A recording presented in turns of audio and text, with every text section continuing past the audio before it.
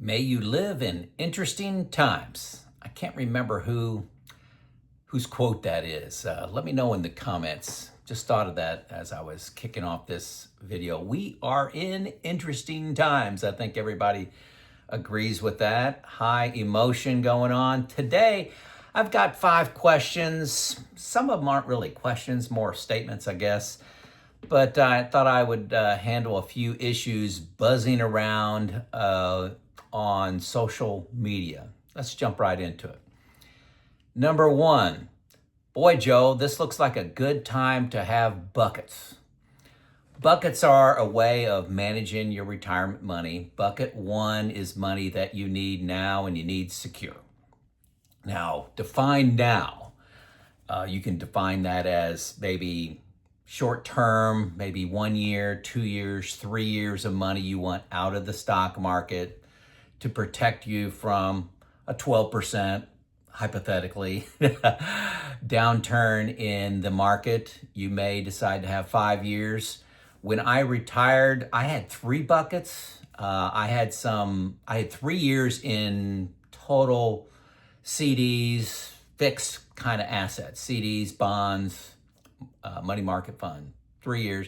And then I had a bucket 2, which was in a 60-40 account, like, or fund, rather, like, it was American Funds, American Balanced Fund, but it's very similar to Wellington Fund.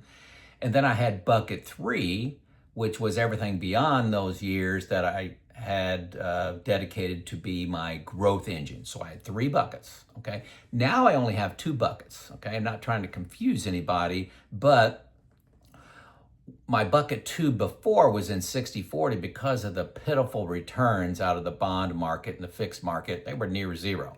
Now we're getting returns somewhere around 4%, 4.25%, you may be able to get 3.75. So I have about 10 years in bucket 1 that is in fixed type assets. Think CDs, T-bills, money market funds, okay? Savings account, high yield savings account. And then I have the balance in bucket 2, okay? That's how I'm managing it. So buckets allow you to yawn at things like what's going on in DC right now. So the market's down because of some political action, which you may agree with or disagree with, but it doesn't matter, it's going on. So buckets allow me to just go on with my life and not have to adjust my lifestyle for the next 10 years, okay? A lot of peace comes from that. Why 10 years? I got videos on that. Short answer is take a look at the lost decade, 2000 to 2010, 11, 12, and you'll see the S&P 500 basically returned nothing during that time period. So you need to make it through something like that. Now you may say that's worst case. Okay, take a look at the 70s, take a look at the 30s. It's not unusual. A little rare, but unusual, and it's not unprecedented. Okay, so I like having buckets just to not stress my retirement life. A little bit longer answer there. Number 2, Joe, it looks like your investment in actively managed funds may be a good idea. Okay, it's not the norm. I invest most of my growth money, 90%, maybe 90, I think about 90%, is in American funds. These funds were the only option available to me when I did my 401k, when I first started working, when I was 22 years old. I've stuck with them.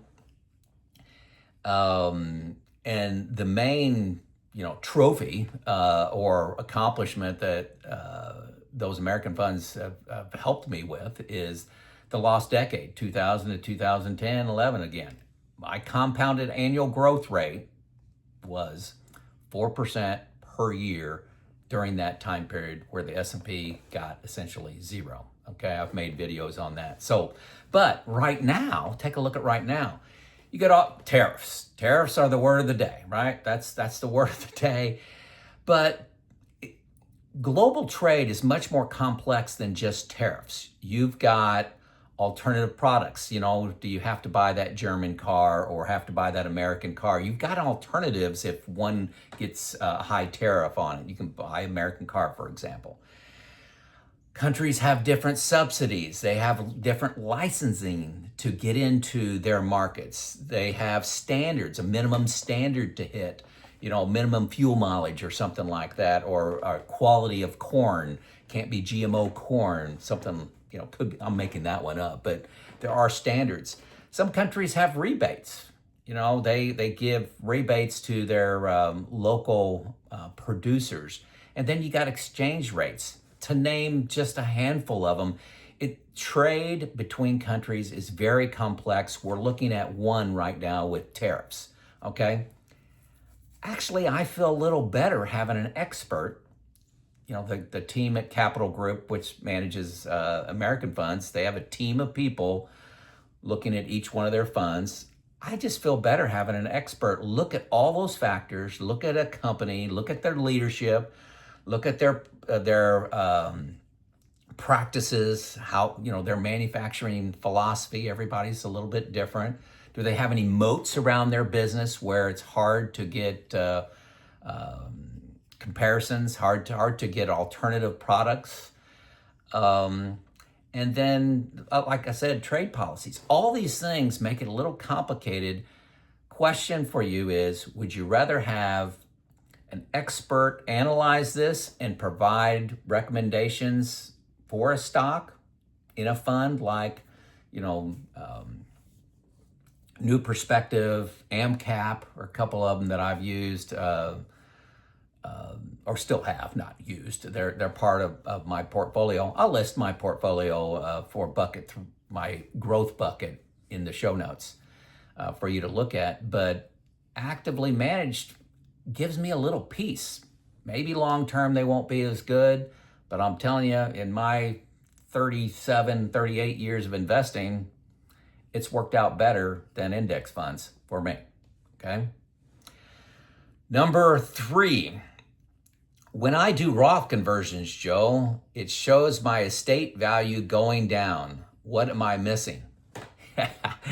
Yeah, this is a common misunderstanding, I'll say. If you have $1 million in your traditional IRA, you don't have $1 million in your traditional IRA. You have 750,000 or so, and the government has a lien of $250,000. Okay, so you actually own less. Okay, I just used a simple example of 25% state and federal tax. Okay, now, so when you do a Roth conversion, you may look at your estate value and say your estate value at your mortality date is $2 million. So it's $2 million. You do a Roth conversion and you only got 1.7 in there. And you're like, hey, wait a second. What happened? I lost $300,000. Big difference in looking at after-tax and pre-tax value of your net worth. Big difference, okay? There you go. Number 4, how do you fill bucket 1, especially if you're not 59 and a half? 59 and a half, I'm referring to when you can access IRAs, most 401ks. There is the rule of 55, but I'm not going to get into that. This is a short answer video. But for me, I was planning on retiring. I was thinking about 52 and ended up going at 54.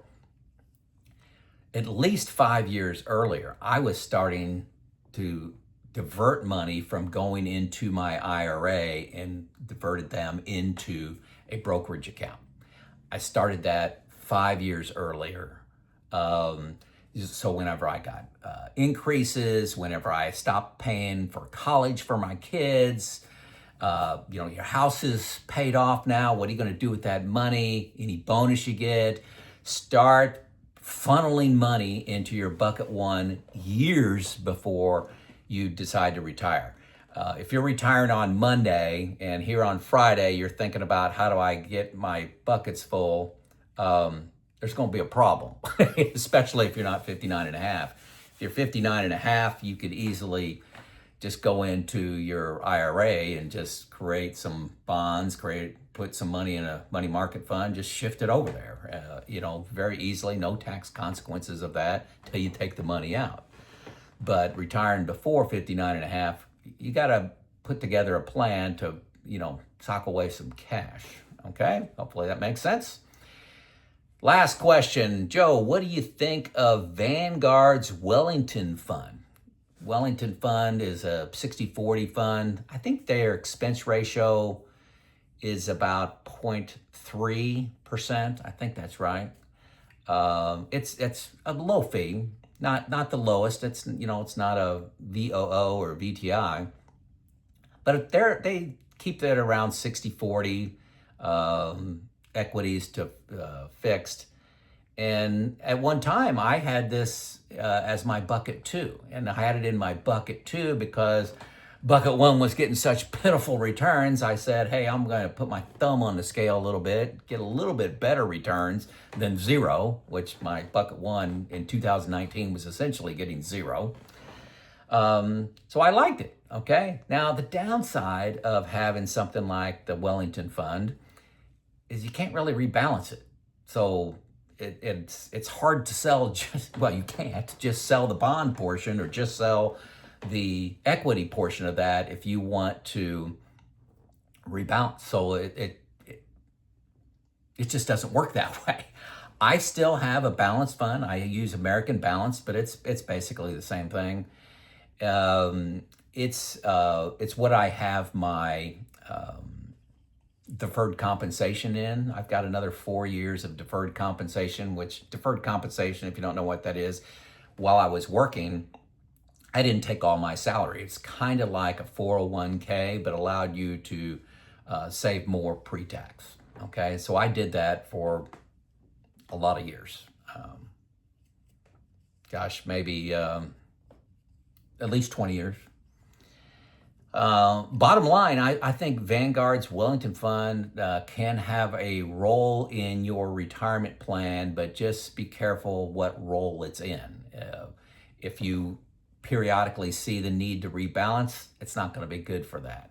If it's kind of a between investment between fixed and all equities, so you want to have a bucket 2 of some money you need maybe 5, 6, 7 years from now, and you want to get decent returns on that, it may fit for you. That's what I used it for, and I'm still using it for to a lesser extent today. Okay, hopefully that makes sense. Hopefully that makes sense. This is Joe out.